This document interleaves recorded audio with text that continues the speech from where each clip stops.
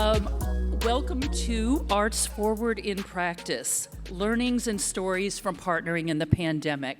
I'm Suzanne Callahan. I am a consultant to APAP and some other places, and I helped with the design and running of the program, along with Vicki Abrash, who's over in the doorway. Hi, Vicki, and thank you. So we're going to tell you all about us in a few minutes, but first we'd like to know a little bit about you. Who here has experienced, during the last few years of the pandemic, unpredictable audience patterns? Just raise your hands. Okay, a good half of the room. Any issues with workforce? Staffing, quiet quitting, loud quitting? Okay, that's probably about 2/3 of the room. Who here has experienced artists and agents and presenters who have gone above and beyond to work with you? The same, about a half to 2/3. That was our experience in ArtsForward as well, was having people go above and beyond to find ways to work with their audiences and with the artists and each other. If there are ArtsForward grantees in the room, whether you're artists or presenters who were supported, could you maybe stand as you're able to just let people know who you are? Excellent, thank you. There were 47 partnerships. So first, in our session today, we are going to highlight some learnings from ArtsForward, which was designed to put equity into practice through the 47 partnerships between presenters and artists. And we will do that. I will first share some key learnings, and we will then turn to the 4 speakers who are artists, presenters, and agents who were supported by the program, and then have some time for question and group discussion. So the speakers today are, to my immediate right, Amy Vachol with Penn State, who worked with Michael Mwenzo in the Shakes. Leah Keith, an agent with Rhythm of the Arts, who is an agent and producer of Sugar Skull and worked with Utah Presents. Tanya Weidman-Davis and Thaddeus Davis of Weidman-Davis Dance, who worked with the Alabama Dance Council on Migratus Reimagined, a project of theirs that was site-specific and took place in Selma, Alabama. So I'm going to start with just a little bit of background about the program and some key things we learned. So as background, when ArtsForward was designed, the presenting field was at various stages of reopening, and you all probably know all that means. The mandates at state levels were very different. COVID rules about masking, expectations of audiences, the variants, the surges, everything was going on. And so the Mellon Foundation and APAP, we began to have conversations about how could we put together a program that could operate on a fast turnaround, be focused on reopening, center and provide a substantive amount of support to artists, and center equity between presenters and artists in not only the program design, but the funding structure, the payment structure. I'll get to this in a minute, but there was a lot of information and resources in the fields that had been developed during the pandemic, which helped us. We also wanted to focus on the flexibility of partnerships, the fact that nobody knew exactly what was going to happen the next week or month, let alone the next year when you were, or 6 months from now when your grant would start up. This is crucial. At least 50% of the funding had to go to the artist. Your project budget might be bigger than that. But for example, if your grant amount was $50,000, $25,000 at least had to go to artists. The flexibility policy about cancellations and reimagining projects and pushing things down the path if the timelines changed all had to be part of the program. We also had an application platform that was accessible to the artist as well, so that the artist would always know about what was being proposed, including the full budget. So in making the final decisions about the design, we were listening to the field a lot. I really want to credit creating new futures for the massive resource that was put together, as well as APAP's BEAT program, Building Ethical and Equitable Partnerships, the Dance USA Working Group, and others. We convened an advisory committee of presenters, their names are up there, with presenters, agents, and artists who helped us with the design of the program. And we devised a two-part process that would limit the amount of time that applicants had to put into the program. It was designed to also fund small and mid-sized presenters. So there's what we thought would happen, and then there's what did happen, because you didn't come here to hear 100% glowing results if that's not what we found. So we're going to be real with you. Most of our results were positive. But what I thought is all the artists would appreciate the new contract structure. Everybody would appreciate the flexibility. Getting the monies out quickly would be a great thing for everybody. Who doesn't want fast money? Well, so the best laid plans couldn't predict what was happening with a pandemic and the way that that was influencing people's situation, particularly their schedule. So although most of the artists were positive about the contract, and we did contact all 57, not only contact them, but kept contacting them until we reached all 47 and got their feedback. Most all were positive, but there were some who didn't necessarily want the money up front. And you might wonder why. It was because they didn't feel they could sign a contract that committed to certain dates when their schedules from prior years were being accordioned in to the upcoming year, or they were entering into a creative process that had unknowns with their collaborative partners for whatever reason. We also had a couple of artists who didn't have the capacity to take that much money in one fiscal year. So those kinds of things. There were also a handful of artists, although a good many of them were supportive about the application portal, who found that to be extra labor. And so, again, it was a lesson that, we're not a one-size-fits-all field. I will go into the contract structure more in the next session on equitable contracts, and I invite you to stay around for that if you're interested. But the schedules continue to change throughout. So we had some cohort meetings monthly. We would have a meeting for presenters and then artists. And here are some of the key learnings that we found. We'll get to those later in the session. I'll just highlight the bottom one. Plan B as a way of life. Someone came up with that. I think it was Vicki Abrash. And we just found that there was plan B, C, D, E, not for our program so much as there was for all the people on the cohort calls. And with that, I will turn it over to Amy to tell you more about her project and her experiences and some of the ways in which ArtsForward shifted their work. Thanks, Suzanne. So I'm Amy Dupain-Bashaw. I'm the Director of Audience and Program Development at the Center for the Performing Arts at Penn State University. I'll just move this a little closer. Is that better? Okay, sorry y'all. And our project was with Mwenso and the Shakes. And what the ArtsForward grant allowed us to do was build upon, strengthen, and deepen our existing relationship with them, with Mwenso and the Shakes. And it allowed them time and space in our community to further the overarching goal that we share, which is what made this whole thing float, right? Having a mutually accessible goal that we're both striving toward, which was providing a platform for artist-led, anti-racist work. Mwenso and the Shakes is a collective of musicians from around the globe gathered to create music that honors Black history, especially while looking through an Afrofuturist lens at what's to come. We appreciate the artists not only for their musical artistry, deep spirit, incredible knowledge of musical history, but also their willingness to share themselves with communities in ways that leave a lasting impact. We packed their schedules each time they visited us, and they were just hungry for more. So it's like a dream for a presenter.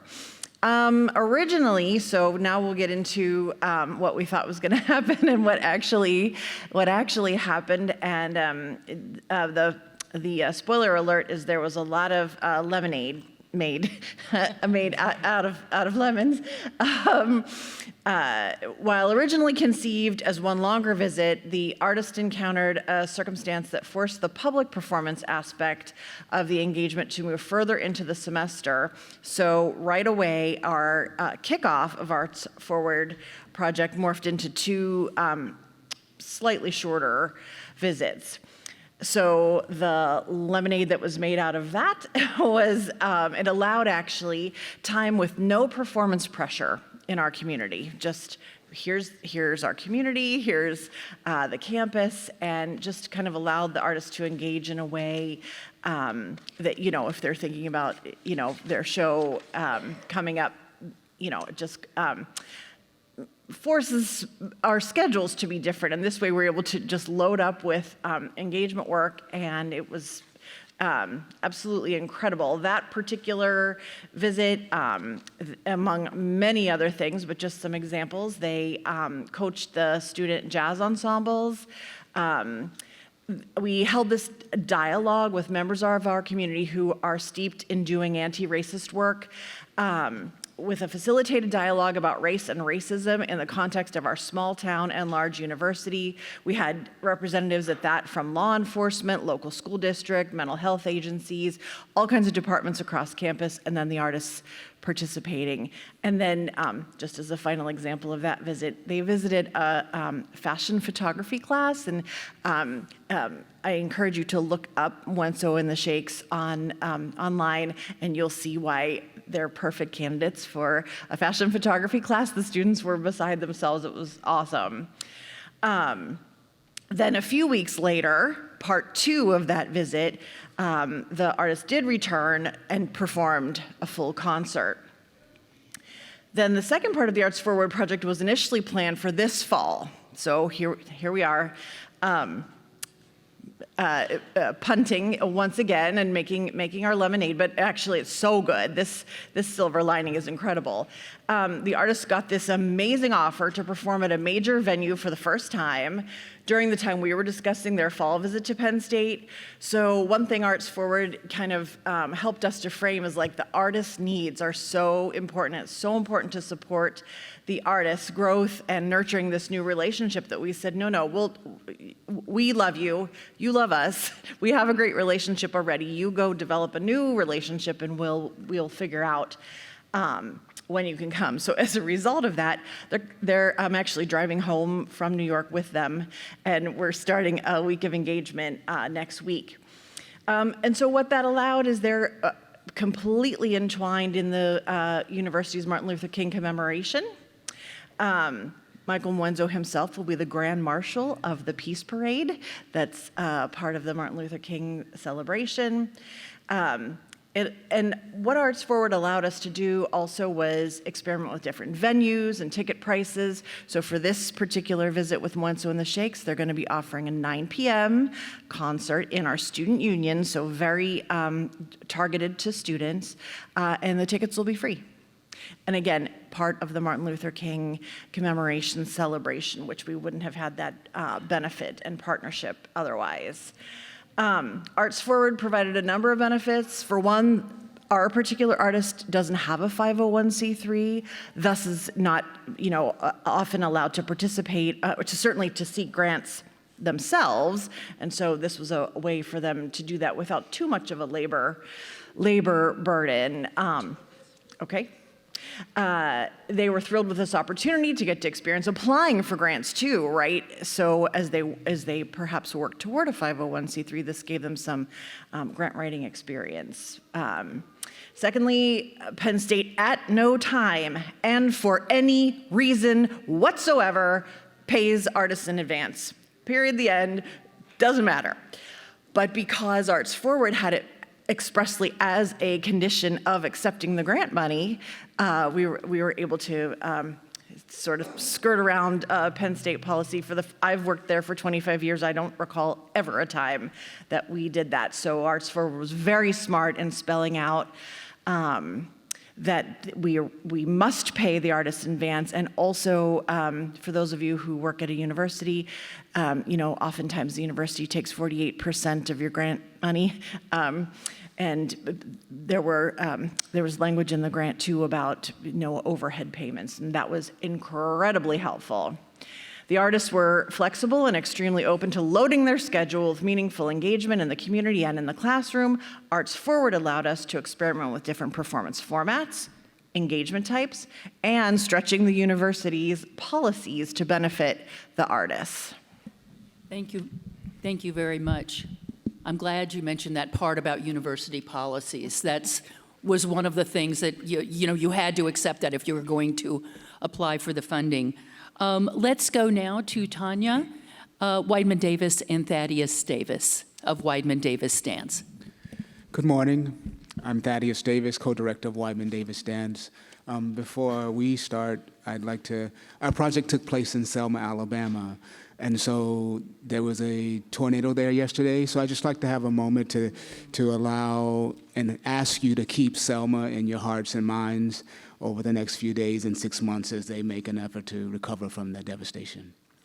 Our project took place in Selma, Alabama, but in 2020, we premiered Migratus Ataraxia at the Alabama Dance Festival in Harpersville, Alabama.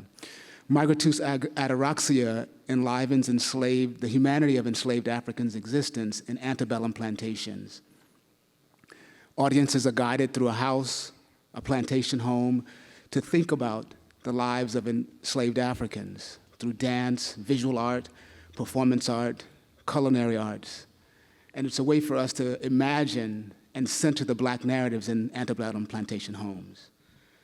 Well, 2 months after we premiered the work in January of 2020, the pandemic started. And this was a national dance project supported new work.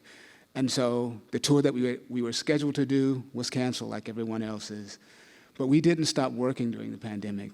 Like everyone else, we sat at home and we thought a lot about how can we reimagine this project.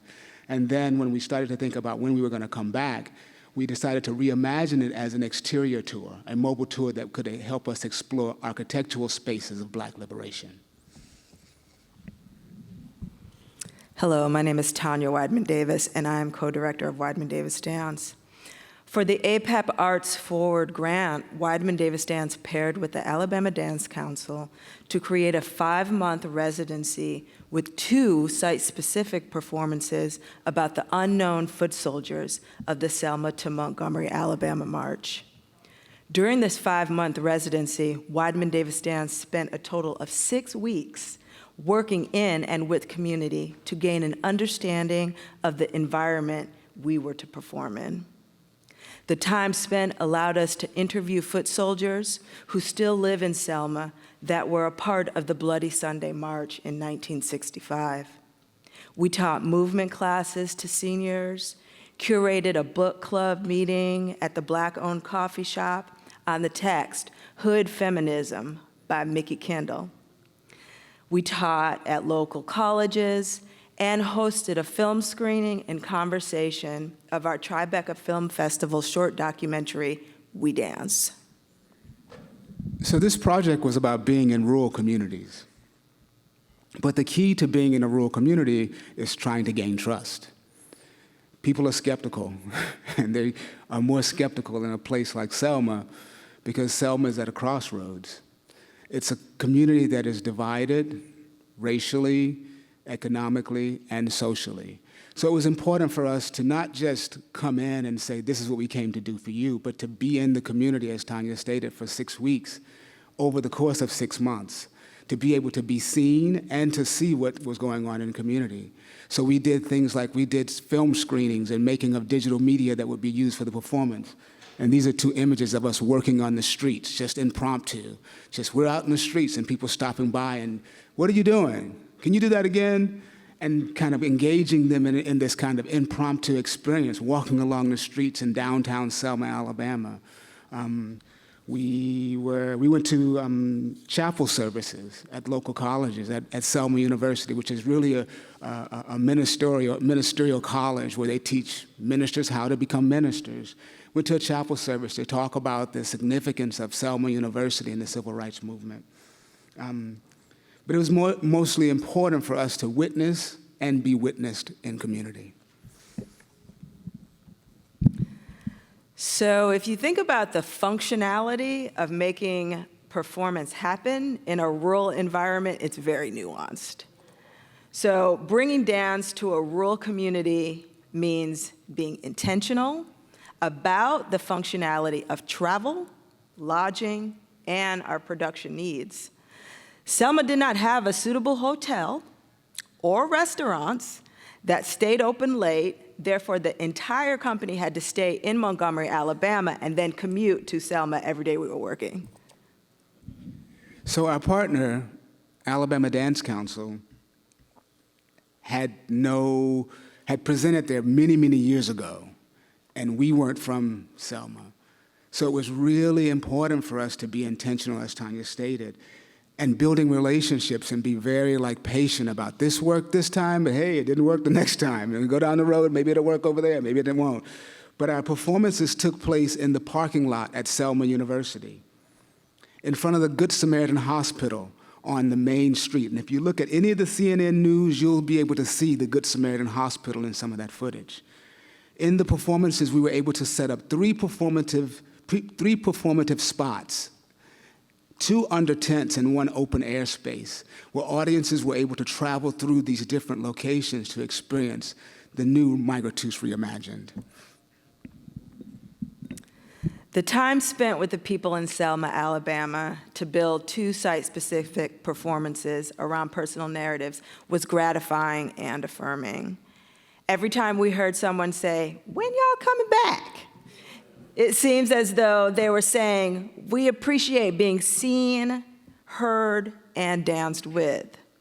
Our hearts go out to the community of Selma as they begin the long journey to recover from the tornado that has recently devastated the town. I looked at some of the news footage, and the Good Samaritan's Hospital, which was one of the sites we performed, the entire area has mass destruction. And the Good Samaritan's Hospital was where the foot soldiers on Bloody Sunday were taken after they were beaten. And so we'd just like to say, stay strong, Selma. Thank you very much.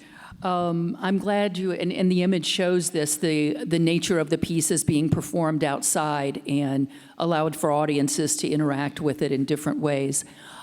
Before we go forward, Hillary, are you able to back up on the slides to the first one? I neglected to mention the captioning QR code, which was at the top of the slide. If you would like to have captioning during the session, you can use that QR code to access it. Okay, moving forward now to Leah Keith.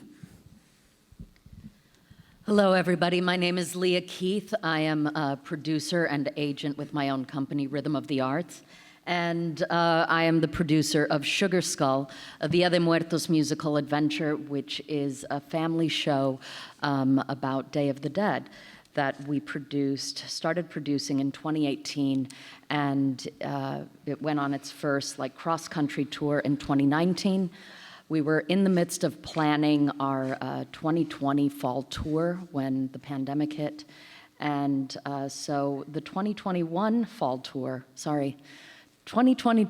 tour was a little bit of a Frankenstein tour. It was honoring contracts that we had already for 2020, and it was also putting in holds and some contracts that we already had in place for 2021.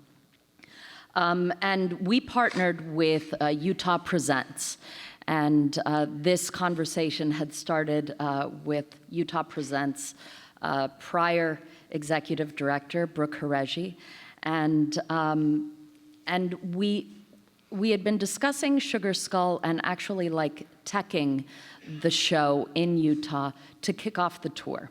In our fall 2019 tour, we didn't have an opportunity to have a real tech rehearsal, for 4 or 5 days in a venue and really build the show. We had a condensed tech of 2 days, and that really affected the rest of the 2-month tour. And so speaking with Brooke and talking about, okay, what can this look like? And that's when, so we were already talking about this project when, the pandemic happened, and then the ArtsForward grant came out, and we said, look, let's see if this, if this makes sense for this grant. We didn't, in such a state of overwhelm that, I was in, the artists, it was like, let's figure out what we need with what we already have. We didn't want to fall into a trap that so often happens with granting an artist where you create a project specifically for a grant. We were like, no, the purpose of this grant is to help us where we're at. So where are we at, and what do both parties need, and how can we help each other with that? So we talked about having a week-long residency where the artists would have tech time, and then we would also build in residency activities where because our director was going to be there, so working with the university, with our director, talking to the directing students. I was there talking to Brooke students about arts management, bringing the artists into schools. I mean, we just started talking and extrapolating about everything and anything under the sun that we could do. And we put that all into the grant. As one does. And, kind of like when you're working with an artist and you get the writer and you're like, oh, we will confirm this in the final advance. That's what we did with this grant. So again, reality hits, and there's turnover at Utah Presents. And so Brooke was no longer there to shepherd the project as she and I had discussed. She had an amazing, because they are still there is an amazing team at Utah Presents, and everybody really stepped up to work together with this project, and also really with an eye towards, okay, well, what was written in the grant? So we had to work together to say, okay, well, the intention was we were putting everything in the grant, but let's really find out realistically what can be done. Because at the same time, we were dealing with capacity challenges. The Utah Presents was also dealing with capacity challenges on their own end, as far as like hiring technical staff. Their own staff went through turnover. Their community engagement individual also left. So there were, we interacted with two really amazing individuals, Sherry Jardine, who's in the room right now, and Kevin. And I think what we all learned at the end was we had to give each other a lot of grace. We all wanted the same thing. I, as agent and producer, of course, I wanted my artists to have their tech time, and I wanted to make sure that we fulfilled our obligations on the residency end for our presenting partners. And they went above and beyond when we were there to welcome us and to make sure that we were able to, and that our artists were able to connect with their audiences. And it just happened in a different way than we might have expected from the beginning. And it happened, rather than those specific we did have our director did speak with the directing students, and that was a huge success.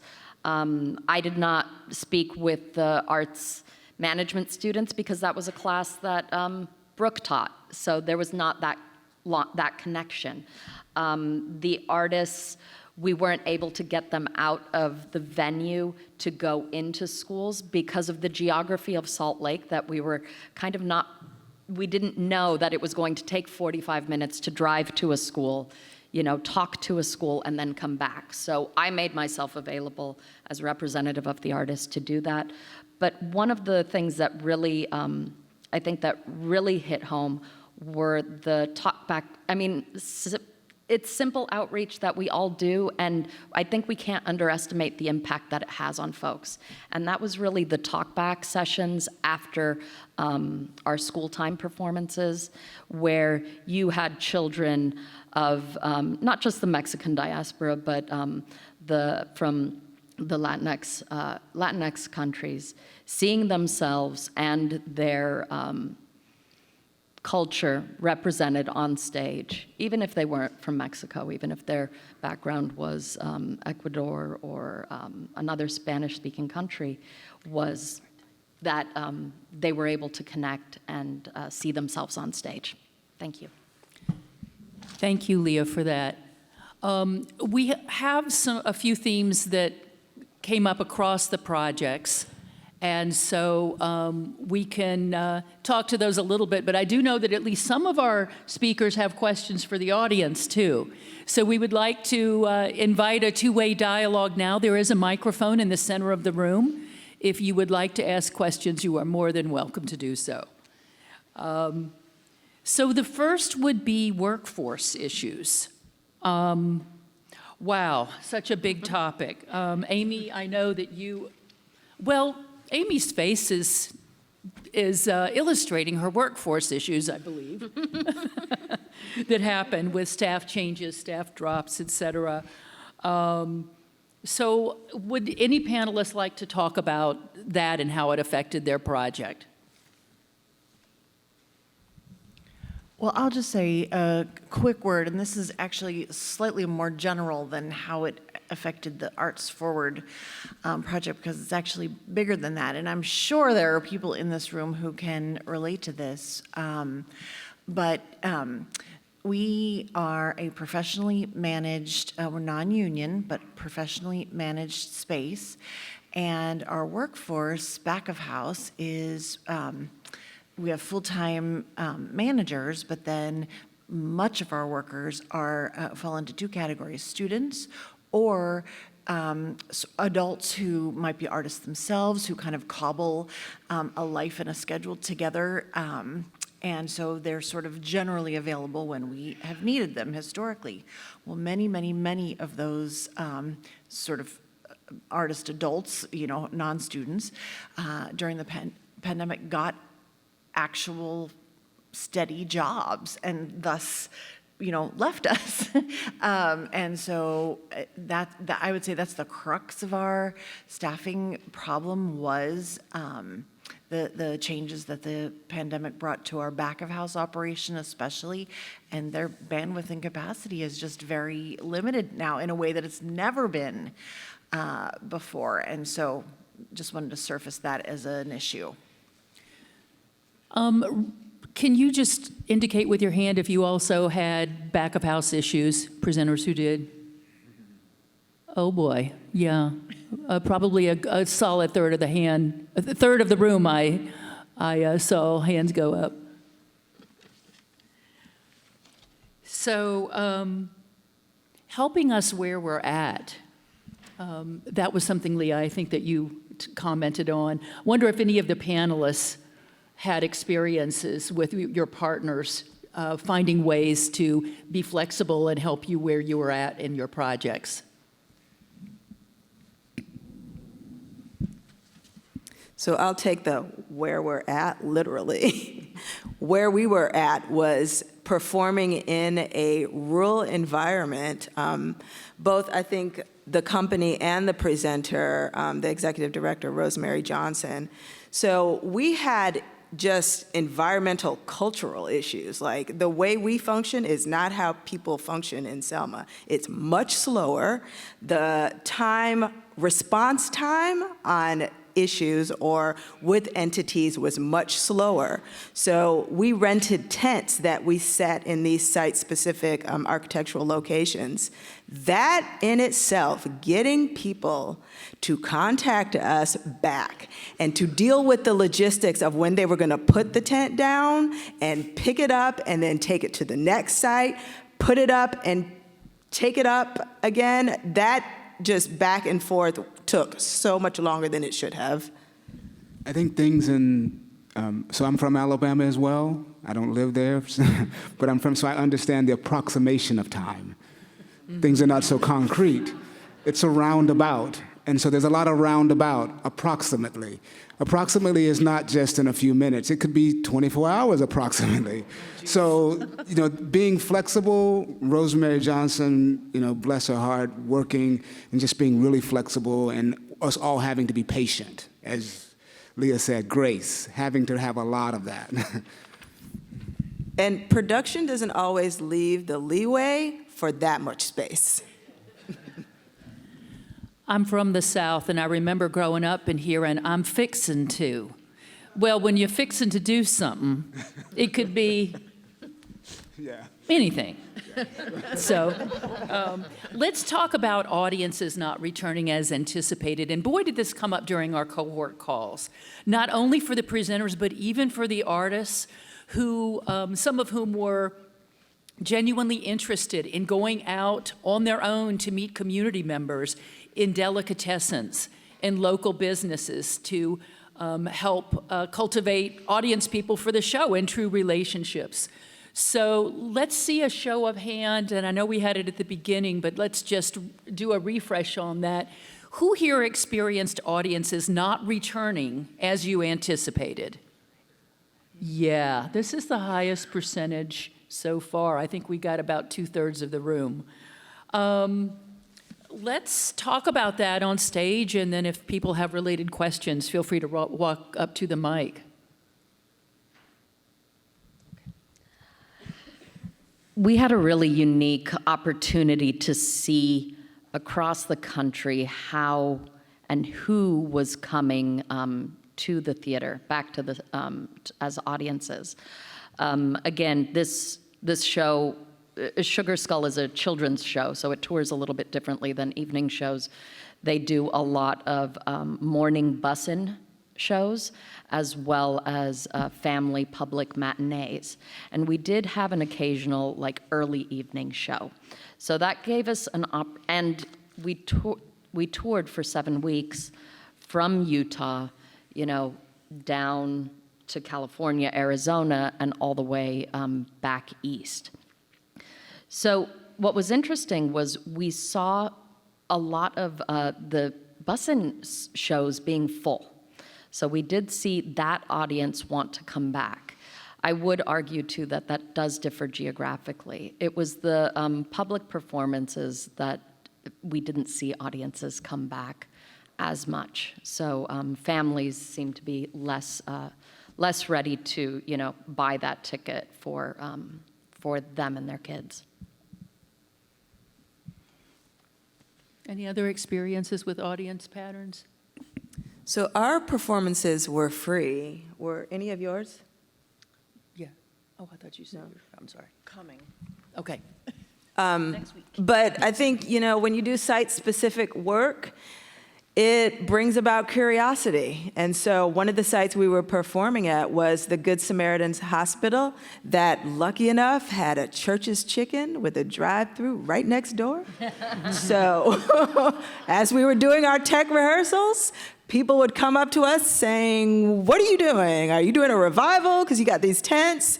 And so we just told them we were doing a performance. And I think that's how, for that particular location, a lot of people just happened upon the performance.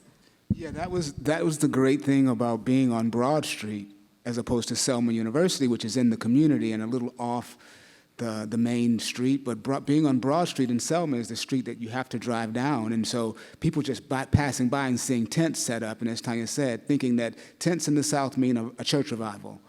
Just straight, it means, and so they would stop and go, "What time is service?" And so we'd say, well, the service is actually a dance performance, and this is what time service is. So it helped us kind of broaden what an audience, like someone said yesterday in our session, taking the dance back to the people. Because we were literally in community and taking dance to people who are not thinking about concert dance as a part of their everyday existence. And the notion of it being free helps them go, well, I can take a chance on that. So now to the elephant in the room, which I know everybody has experienced, of escalating costs. I don't know of costs that went down during this pandemic, or at least nobody has told me. So, yeah, anything about that particular challenge that came up, pain points, how you resolved them? I mean, I can speak to that. I think that on both the presenters and as well as the artistic end, we both blew our budget. Like, we both blew our budgets. The cost of transportation, we used to tour Sugar Skull in a coach bus. That's how it went out on the road in 2019. That cost was prohibitive. It went up 40%, not to mention gas prices. So we went out with a Sprinter and a box truck, and the artists just they had to be limited in their space. And of course, on our presenter partners' side, tech costs and getting folks in, everything. I mean, you're all are living it, right? This isn't anything new. It's real, and just figuring out how to make it work. Let's turn it over to you now. What questions do you have? What would you like to learn or know about our speakers, learn from?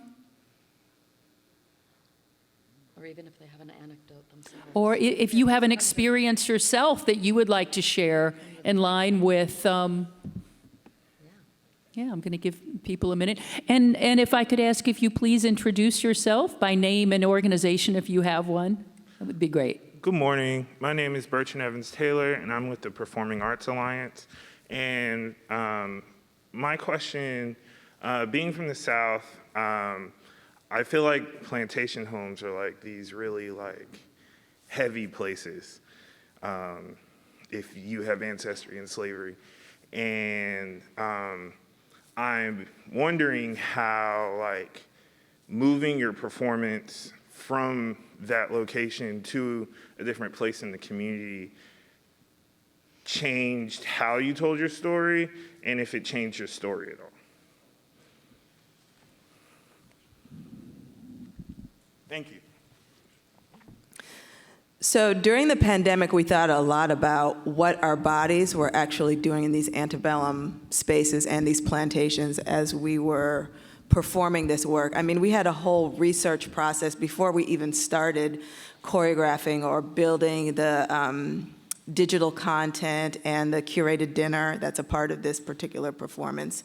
So we were really in tune with the complexities of Black bodies performing in an antebellum space, and also the nature in which these spaces perform themselves, that they are very much about celebrating the objects in these spaces and erasing any of the enslaved narratives that are a part of these spaces. And that was what the project was about, reimagining, re-enlivening Black life in these spaces, because they're oftentimes on the perimeter and not in the center, and we were bringing it to the center.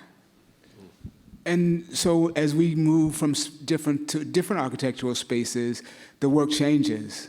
Like, this is Migratus reimagined, so the original is Migratus ataraxia that is in the plantation. But as we move to Selma, we're going to the 1960s, and we're dealing with the narratives of the foot soldiers. So we're thinking and taking the same nucleus of the idea, imagining Black life, and just transporting it forward. And so that's a thematic idea that we're working in, and we've been in for the last 5 or 6 years. I'm just going to say, we have time for another question or two. There is a QR code to a survey that APAP would love for you to fill out at the end of the session. Please. Thank you, and good morning, everyone. My name is Tommy Gerhardt. I'm not a presenter, but I'm actually a performing artist and a jazz vocalist. So my question first, I just want to thank you for sharing, because this is very informative to me, helps me better understand what's going on, and also I got a little bit of chills because I live in Phoenix, Arizona, and my son is going to go tour the University of Alabama. So you got me nervous. All right, I'm being honest. So, but I appreciate you sharing. So now I'm going to go do some homework when I leave here about that. See how close it is, because I don't know all the geography. Now to my question. The one thing I want to better understand, and that is this is my first time being here at APAP, so this is just a learning experience. And I want to know, what can we as artists how can we partner with you and better understand what's on your mind and your needs, and how we can kind of mutually work together, and what can I do when I go and reach out to various presenters, and to make sure that we can be successful together. I think that's a topic that APAP staff would be happy to talk to you about. I think there was an orientation session. Was that yesterday, Vicki, the orientation? They offer some great guidance, and there are staff at the door that can talk to you for sure about that. Okay. All right. You had anything else? Thank you. Okay. But it's interesting to hear the overlap between the geographic locations of two of our projects. He's tall. And this will be the last question. He's tall. It's Right, no problem. Good morning. My name is Lenore Nax, and I'm a consultant from San Francisco, and this is my 25th APAP, I think. I want to talk to you about the demographics of the audience, the difference between inside-outside performances, and the data. How many people came, and what did you learn from the data? Because unfortunately, we're all, as artists and presenters, we're all about quality, but it all comes back to data. I'll just address that briefly because we did actually, right as we were just reopening in the fall of '21, we did hold a free outdoor concert with Moenso and the Shakes.